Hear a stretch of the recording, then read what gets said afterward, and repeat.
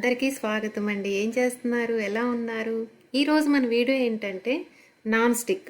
ఇప్పుడున్న రోజుల్లో, హడావిడి రోజుల్లో కనీసం 1-2 నాన్ స్టిక్ ప్యాన్స్ కానీ పెనుములు కానీ లేకుండా కష్టం. కొంచెం ఓపిక ఉండి వాడగలిగితే అన్ని ఐరనే బెటర్. కానీ తప్పదు అనుకున్నప్పుడు ఎలా వాడాలి, దీనికి సంబంధించి కొన్ని విషయాలు ఇప్పుడు మాట్లాడుకుందాము. వీడియోలోకి వెళ్లే ముందు మన వీడియోకి ఒక లైక్ కొట్టండి. ఇంకా సబ్స్క్రైబ్ చేయకుండా ఎవరైనా చూస్తుంటే మాత్రం ప్లీజ్ సబ్స్క్రైబ్ చేసేసి చూడండి. మరైతే లేట్ చేయకుండా వీడియోలోకి వెళ్ళిపోదాం పదండి. ఈ నాన్ స్టిక్ సంబంధించి పెనము, ఇంకా ఫ్రైయింగ్ ప్యాన్స్, ఇంకా వుడెన్ స్టిక్స్ కి సంబంధించిన లింక్స్ అయితే నేను డిస్క్రిప్షన్ లో ఇస్తానండి. ఇంకా కామెంట్ బాక్స్ లో కూడా ఇస్తాను. ఎవరికైనా ఇంట్రెస్ట్ ఉండి కొనాలనుకుంటే ఆ లింక్స్ మీద క్లిక్ చేయండి. సైట్లోకి వెళ్తారు. అక్కడ పెట్టి సైజులు ఉంటాయి, ఇంకా వాటి ప్రైజెస్ కూడా ఉంటాయి. నచ్చితే కొనుక్కోవాలనిపిస్తే కొనుక్కోవచ్చు. చూడండి, ఇది పొయ్యి మీద పెట్టి ఆపేసాను అనుకొని మర్చిపోయి వదిలేసానండి పెనంని. అలా నల్లగా మాడిపోయింది.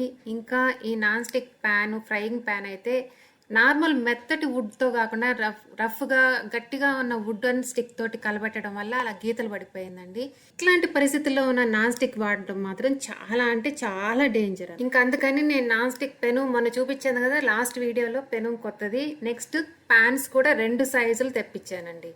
నేను రోజు అయితే నాన్ స్టిక్ అస్సలు వాడను. అవసరము ఈరోజు అర్జెంటుగా చేయాలి, లేదంటే ఎక్కువ ఉన్నాయి మనకి ఫ్రై చేయడానికి, అతుక్కోకుండా కొంచెం మనకి విసుగు లేకుండా ఉంటుంది, ఆయిల్ తక్కువ వేసి చేయాలన్నప్పుడు మాత్రమే నాన్ స్టిక్ వాడుతున్నాను ఈ మధ్య కాలంలో. నాకు మొదటి నుంచి ఎందుకన్నా ఫ్యూచర్ కంపెనీ మీద నాకు బాగా నమ్మకం అనమాట. కొంచెం గుడ్లో మెల్ల అంటారు కదా, నాన్ స్టిక్ మంచిది కాదు, కానీ కొనాలనుకున్నప్పుడు ఫ్యూచర్ బాగున్నట్టు అనిపించింది. ప్రెస్టేజ్ లో కూడా మంచి క్వాలిటీ వచ్చాయి, కానీ ఈ మధ్య కాలంలో కొనట్లేదు. స్టార్టింగ్ అంతా నేను ప్రెస్టేజే కొనేదాన్ని. ఈ మధ్య అంతా కొంటున్నాను కాబట్టి వీటికి స్టిక్ అయిపోయాను అనమాట. అన్బాక్సింగ్ అని చెప్పి మిమ్మల్ని బోర్ కొట్టించడం ఎందుకని ఓపెన్ చేసేసి చూపిస్తున్నాను చూడండి. 2 సైజులు అనమాట. రెగ్యులర్ గా రోజు ఇంట్లో వాడుకోవడానికి ఒకటి, ఇంకొకటేమో ఎవరైనా ఎక్కువ మంది వచ్చినప్పుడు ఫిష్ ఫ్రై లాంటివి చేయడానికి ఇంకొకటి అన్నట్టు తెప్పించాను. మీరు నాన్ స్టిక్ లోపల పెట్టుకునేటప్పుడు, షెల్ఫ్లో పెట్టుకునేటప్పుడు ఒకదాని మీద ఒకటి పెట్టకూడదండి. వీలైనంత వరకు ఒకదాని మీద ఒకటి ఏ వస్తువు నాన్ స్టిక్ మీద పడకూడదు అనమాట. ఎందుకంటే గీతలు పడ్డాయంటే మాత్రం ఆ నాన్ స్టిక్ ఇంకా కొంచెంగా గీతలు పడతానే ఉంటాయన్నమాట. మంచిది కాదనమాట. గీతలు పడి దాంట్లో ఉండే కోటింగ్ అనేది ఒక్కసారి గీత పడిందంటే దాన్ని పట్టుకొని కొంచెం కోటింగ్ పోతా ఉంటుంది. ఆ కోటింగ్ అంతా మన ఫుడ్ లో చేరుతా ఉంటుంది, మన పొట్టలోకి వెళ్తా ఉంటుంది.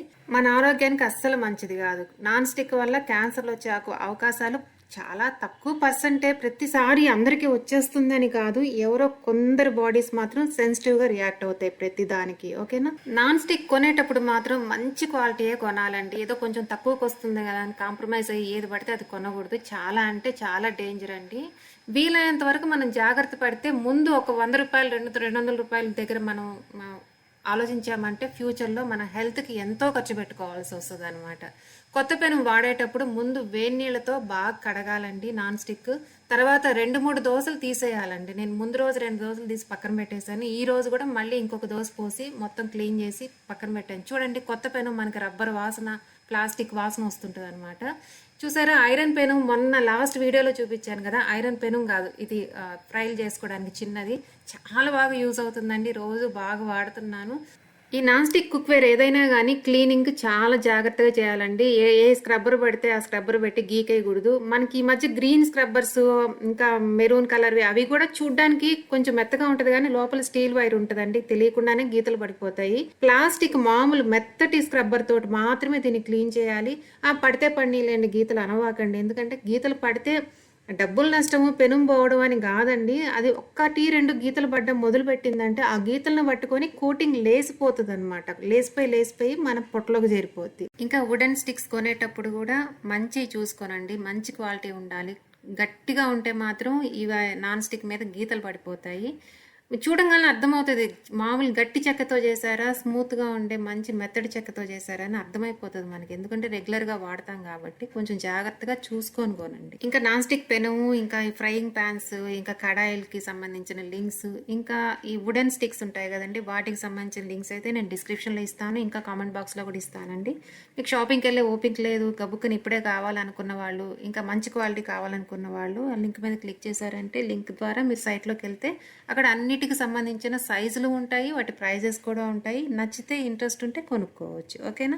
ఈ నాన్ స్టిక్కి సంబంధించి మీకు ఏమైనా డౌట్స్ ఉంటే కూడా కామెంట్ బాక్స్లో అడగండి. ఇంకా ఈ వీడియో మీకు ఎంతవరకు యూజ్ అయిందనే విషయం కూడా నాకు కామెంట్ బాక్స్లో చెప్పండి, ఓకేనా?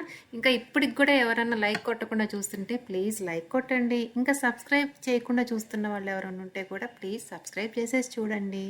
మరైతే ఈ వీడియో మీద మీ అభిప్రాయాన్ని ఖచ్చితంగా కామెంట్ బాక్స్లో చెప్పండి. మరి నెక్స్ట్ వీడియోతో మళ్ళీ కలుద్దాం. ఓకే అండి, బాయ్.